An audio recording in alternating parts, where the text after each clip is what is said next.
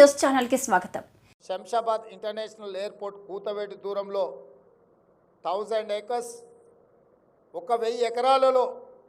ఒక medical tourism hub create చేయాలన్న ఆలోచన పకడ్బందీగా ఒక ప్రణాళిక రచించి ఇక్కడుండే పేద ప్రజల నుంచి అందరికీ వైద్యం అందించే సంస్థలకు అక్కడ స్థలాన్ని కేటాయించి వెసులుబాటు కల్పించి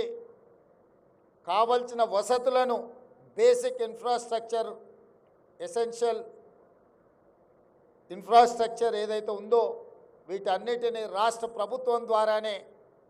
అక్కడ ఏర్పాటు చేసి ఎయిర్పోర్ట్లో కూడా ఒక గ్రీన్ ఛానల్ ఏర్పాటు చేసి ఇతర దేశాల నుంచి కానీ అత్యవసర వైద్యం కోసం వచ్చే వాళ్లకు అన్ని రకాలుగా